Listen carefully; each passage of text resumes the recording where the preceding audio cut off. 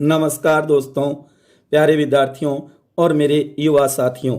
जैसे कि हम बात कर रहे थे मध्यकालीन भारत का इतिहास, जो कि हमने अपनी पिछली क्लास या पिछले वीडियो के अंदर बात की थी दिल्ली सल्तनत काल के 5 वंशों के बारे में, उनका विस्तार से अध्ययन किया। उसके बाद में उनके प्रैक्टिस सेट, कहने का लव महत्वपूर्ण मोस्ट इम्पॉर्टेंट क्वेश्चनों के ऊपर भी हमने विस्तार से चर्चा की और हमने देखा कि उनसे जुड़े हुए कौन कौन से क्वेश्चन एग्जाम में आ सकते हैं।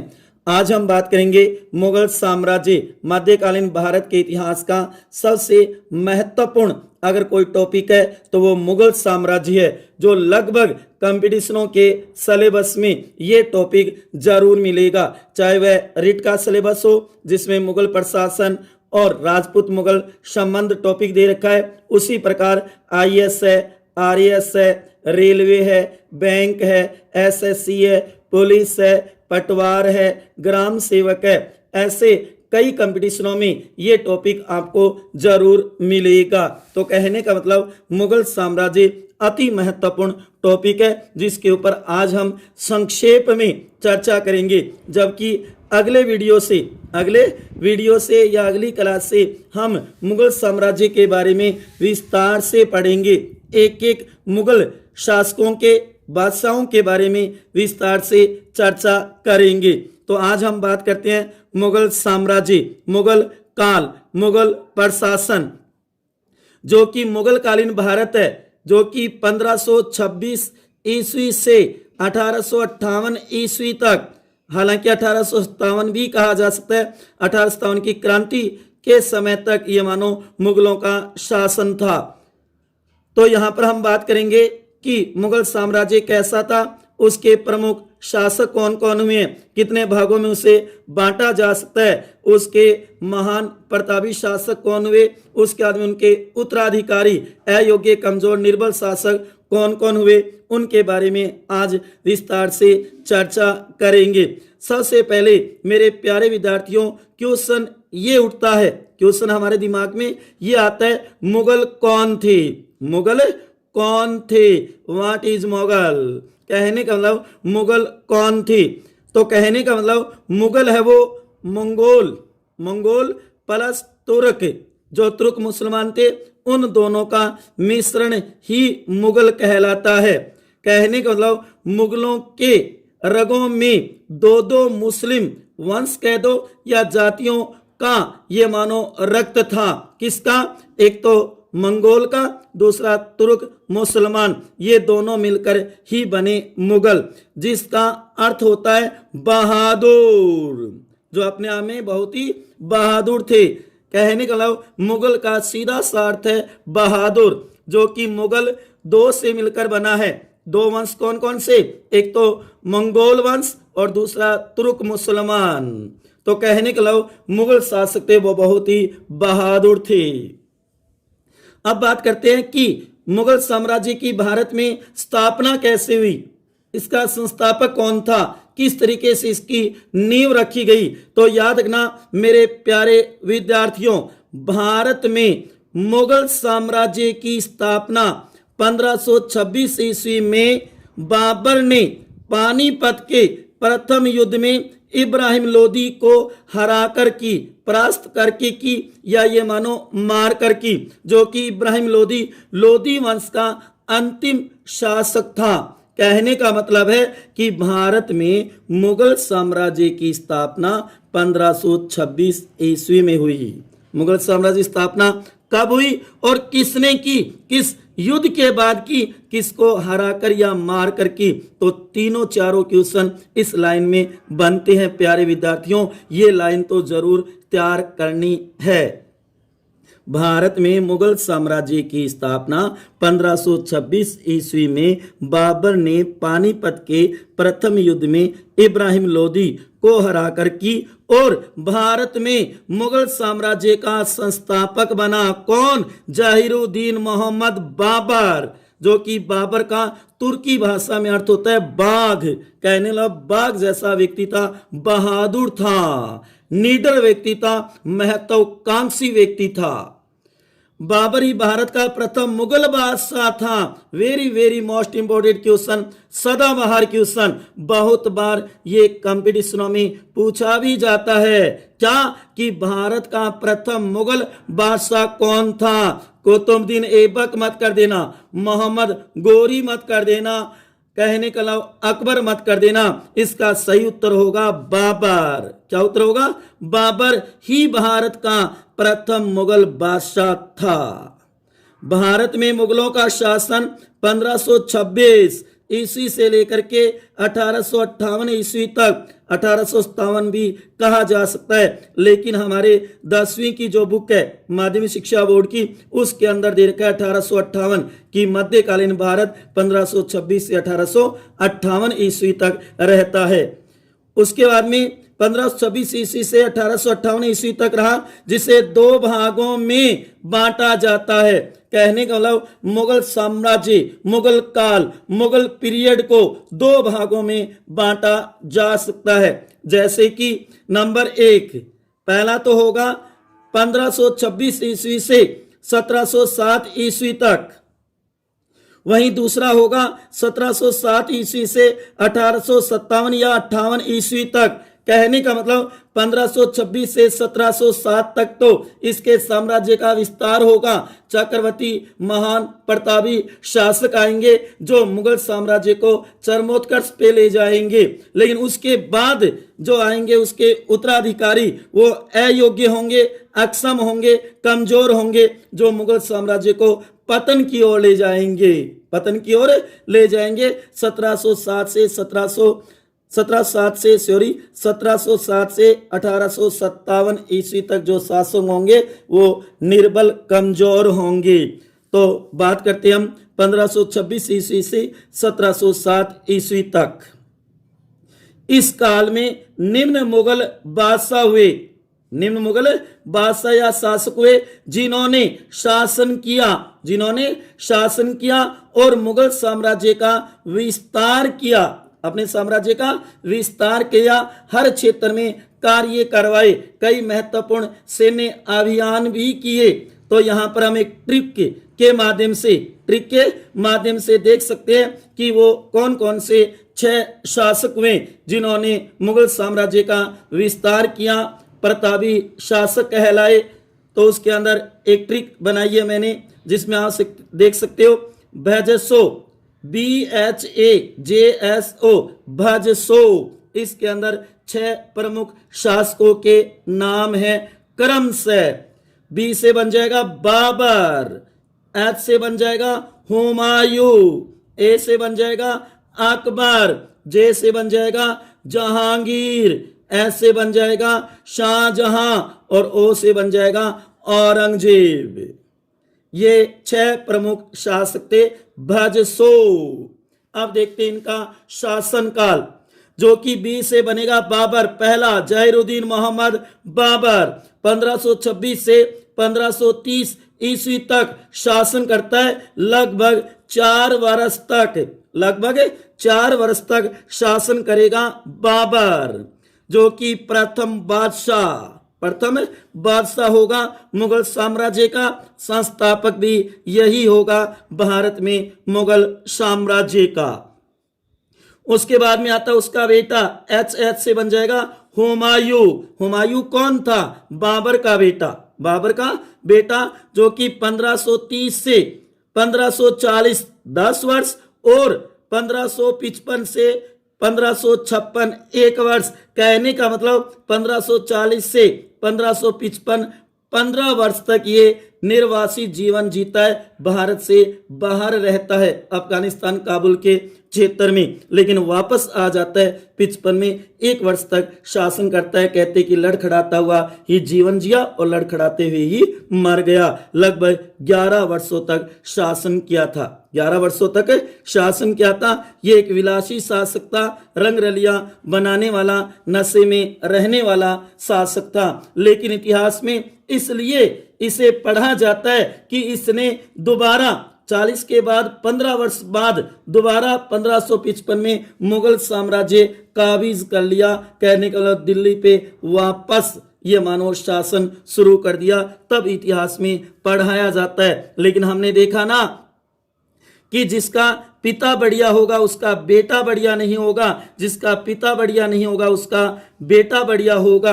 कहने का मतलब इतिहास में ऐसा देखा गया है कि जिसका बेटा बढ़िया है उसका पिता बढ़िया नहीं, जिसका पिता बढ़िया है उसका बेटा बढ़िया, या कहने का मतलब प्रतापी शासक नहीं है। उसके बाद हुमायूं का बेटा ए से बनेगा अकबर। हुमायूं का बेटा अकबर 1556 से 1605 ईस्वी तक शासन करेगा, लगभग 49 वर्ष तक, जो कि एक महान सम्राट कहलाएगा, जलालुद्दीन मोहम्मद अकबर, जो कि एक अनपढ़ बादशाह, अनपढ़ शासक था और मुगल साम्राज्य का वास्तविक संस्थापक इसी को माना जाता है। प्रत्येक क्षेत्र में इसने कार्य किए थे, सहिष्णुता की नीति इसने अपनाई थी। आगे हम विस्तार से देखेंगे। उसके बाद में आता है उसका बेटा जैसे जहांगीर, जो कि सलीम जहांगीर के नाम से शासक बनता है। 1605 से लेकर के 1627 ईस्वी तक लगभग 22 वर्ष तक शासन करता है। शासन ये नहीं बल्कि इसकी रानी नूरजहां, इसकी रानी नूरजहां करती है। नूरजहां ने शासन किया, लेकिन जहांगीर का जो काल है वो चित्रकला का स्वर्ण काल, स्वर्ण युग कहलाता है। जहांगीर के समय ये मानो कि चित्रकला में बहुत ज्यादा विकास हुआ था। उसके बाद में आता है उसका बेटा ऐसे शाहजहां, जो खुर्रम शाहजहां के नाम से शासक बनता है। शाहजहां 1627 से 1658 ईस्वी तक शासन करेगा, लगभग 31 वर्षों तक शासन करेगा, जो कि स्थापत्य कला का स्वर्ण युग कहलाएगा। जैसे हम देखते हैं ना, ताजमहल, जामा मस्जिद, लाल किला दिल्ली, ये सभी शाहजहां के द्वारा ही बनवाए गए थे। तो इसलिए शाहजहां को निर्माताओं का प्रिंस, निर्माताओं का राजकुमार कहा जाता है। स्थापत्य कला का स्वर्ण युग था ये मानो कि शाहजहां का काल मुगल साम्राज्य में। उसके बाद में आता उसका बेटा ओ से बनेगा औरंगजेब। 1658 ईस्वी से 1707 ईस्वी तक शासन करेगा, लगभग 49 वर्ष तक, अकबर के ही समान। लेकिन ये महान नहीं होगा क्योंकि एक कट्टर सुन्नी मुसलमान था, हिंदुओं का भी विरोध करता था, इस्लाम धर्म को मानने वाला व्यक्ति था, एक कट्टर व्यक्ति था। तो इसलिए, लेकिन सबसे ज्यादा समय तक शासन इसी का रहा, औरंगजेब का। और औरंगजेब के बाद जो भी उत्तराधिकारी आए वो अयोग्य, निर्बल और कमजोर थे, और ये मानो मुगल साम्राज्य पतन की ओर अग्रसर हो गया। कहा भी जाता है कि औरंगजेब मुगल साम्राज्य के पतन का बहुत बड़ा उत्तरदायी कारण भी बना था, क्योंकि औरंगजेब का जो शासन था वो बढ़िया नहीं था, और ये मानो वहीं से मुगल साम्राज्य के पतन के बीजारोपण हो गए थे। तो ये 6 प्रमुख शासक हुए मुगल साम्राज्य में, मुगल काल में। पहले बाबर, बाबर के बाद उसका बेटा हुमायूं, हुमायूं के बाद उसका बेटा अकबर, अकबर के बाद उसका बेटा जहांगीर, जहांगीर के बाद उसका बेटा शाहजहां, शाहजहां के बाद उसका बेटा औरंगजेब। कहने का मतलब बाबर का बेटा हुमायूं, हुमायूं का बेटा अकबर, अकबर का बेटा जहांगीर, जहांगीर का बेटा शाहजहां, शाहजहां का बेटा औरंगजेब। उसके बाद में कहा जाता है कि 1707 ईस्वी से 1858 कह दो या 57 ईस्वी तक मुगल साम्राज्य में कुछ शासक आए, लेकिन वो प्रतापी नहीं थे, निर्बल थे, कमजोर थे। जैसे कि हम कह सकते हैं इस काल में निम्न मुगल बादशाह हुए, जो अयोग्य, असक्षम, अनुभवहीन, जिनके पास कोई अनुभव नहीं था, कमजोर, निर्बल शासक थे, नाम मात्र के बादशाह थे भाइयों। कहने का मतलब उनके पास इतना पावर भी नहीं था कि वो अपने साम्राज्य का विस्तार कर सके। जो साम्राज्य उनको मिला था उसमें भी कमी होती गई, उनमें भी कमी होती गई। ये कमजोर और निर्बल उत्तराधिकारी बने। जिसके कारण मुगल साम्राज्य का पतन हो गया। जो मुगल साम्राज्य अपने चरम सीमा पे था उसका धीरे धीरे पतन हो गया। इतिहास में देखा भी जाता है ना कि जिसका निर्माण होगा उसका पतन जरूर होगा। तो इसमें कुछ प्रमुख शासक हम कह सकते हैं जो कि 1707 से 1858 ईस्वी के बीच शासन करते हैं भारत के ऊपर दिल्ली के अंदर। जैसे नंबर 1 बहादुर शाह प्रथम। बहादुर शाह प्रथम जिसको म्यूजियम क्या कहा जाता है, म्यूजियम नाम से भी जाना जाता है, 1707 से 1712 ईस्वी तक शासन करेगा औरंगजेब के बाद। औरंगजेब के बाद और ये एक मस्त राजा था, मस्त राजा। वैसे तो दोस्तों बता देता हूं जितने भी मुगल शासक हुए हैं वो एक प्रकार से विलासी कह दो, रंगरलिया मनाने वाले कह दो, मस्त कह दो, लेकिन मस्त राजा पूछे अगर जीके के अंदर क्वेश्चन आ जाता हमारे कंपटीशनों में तो मस्त राजा का उत्तर करना है बहादुर शाह प्रथम। बहादुर शाह प्रथम। उसके बाद आता है अगला शासक फर्रुखसियार।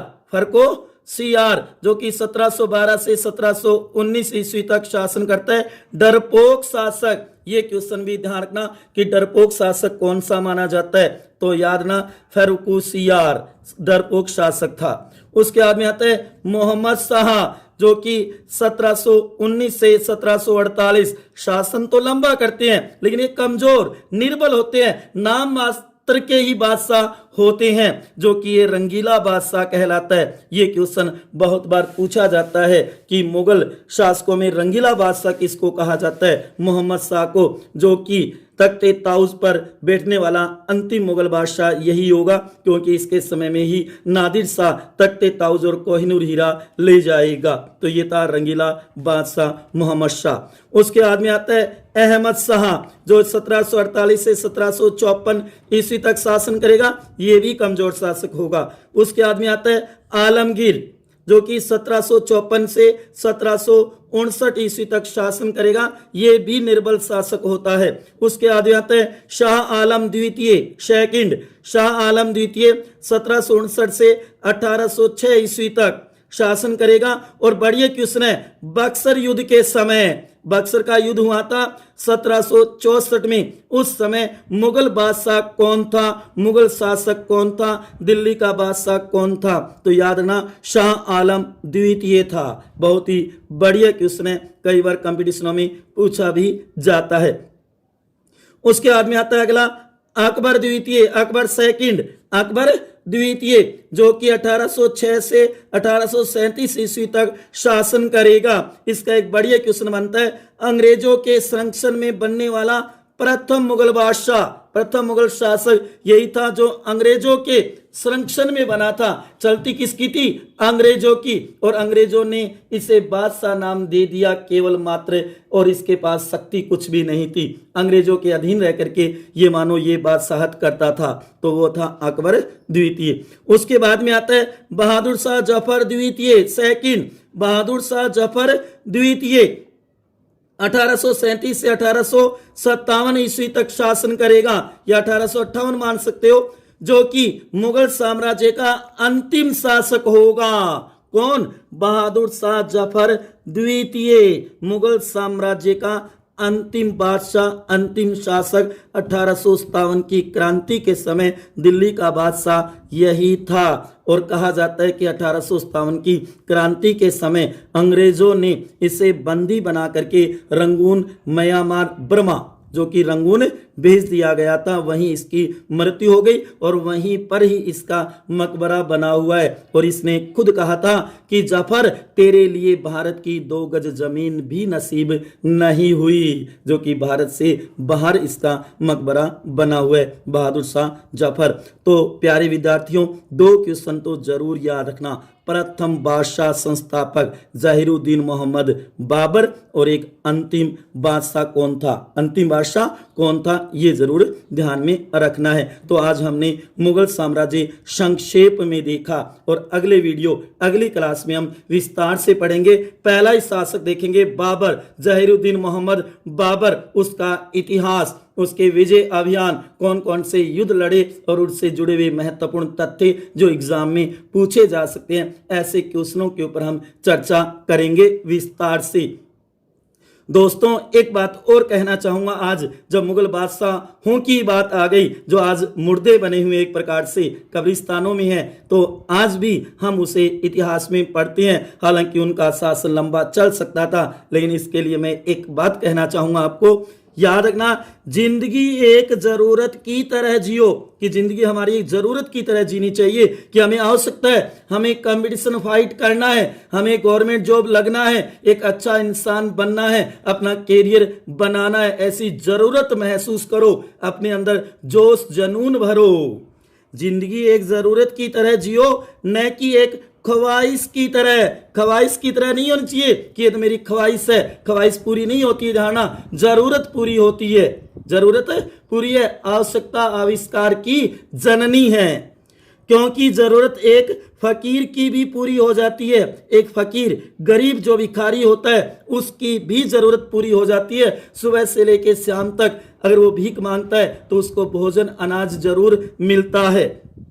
जैसे अब हम देख रहे हैं लॉकडाउन की स्थिति में जो एकदम गरीब है, जो भूखे हैं, भिखारी है, फकीर है, उनके लिए सरकार सहायता दे रही है। इसके अलावा जो भामाशाह है, पूंजीपति है, उद्योगपति है, अमीर व्यक्ति, पैसे वाले, उन तक ये मानव भोजन पहुंचा रही हैं, तो उनकी जरूरत है वो पूरी हो रही है।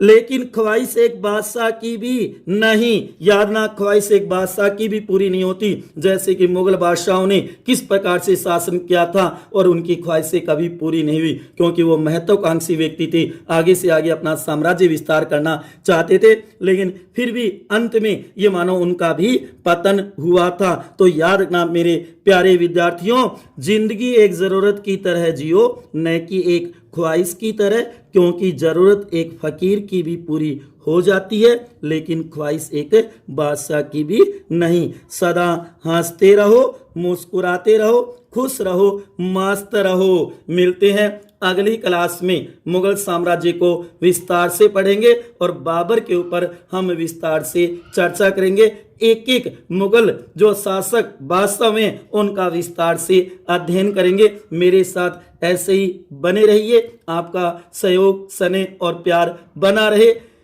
और हम मुगल साम्राज्य आज तो संक्षेप में देखा है, मात्र ये मानो कि 20 मिनट के अंदर मुगल साम्राज्य हमने कंप्लीट कर लिया। आगे हम एक ही वीडियो के अंदर विस्तार से देखेंगे। ये मानो कि मुगल साम्राज्य टॉपिक बहुत ही महत्वपूर्ण है हर कंपटीशन की दृष्टि से, और वैसे भी व्यवहारिक नॉलेज के लिए भी तो हम बार बार नाम भी सुनते हैं। बाबर, उसका बेटा हुमायूं के बाद उसका बेटा अकबर के बाद उसका बेटा जहांगीर के बाद उसका बेटा शाहजहां के बाद उसका बेटा औरंगजेब, किस तरीके से शासन करते हैं आगे हम रोचक तरीके से, बढ़िया तरीके से पढ़ेंगे। मेरे को पूरा विश्वास है कि मुगल साम्राज्य आपके अच्छी तरीके से समझ में आएगा, और आप साथ साथ में नोट्स भी बनाते रहिए। अति महत्वपूर्ण है हर कंपटीशन की दृष्टि से। चाहे आप किसी भी कंपटीशन की तैयारी कर रहे हो तो मेरे चैनल को ज़्यादा से ज़्यादा सब्सक्राइब करवाओ और इस वीडियो को ज़्यादा से ज़्यादा शेयर करो। जो भी रीट की तैयारी कर रही हैं या अन्य कंपटीशन की तैयारी कर रहे हैं उन तक ज़्यादा से ज़्यादा शेयर करो और वीडियो को लाइक करो। मिलते हैं अगले वीडियो में, तब तक खुश रहिए, हंसते रहिए, मुस्कुराते रहिए। इसी के साथ मेरे प्यारे दोस्तों, प्रिय विद्यार्थियों और युवा साथियों, धन्यवाद।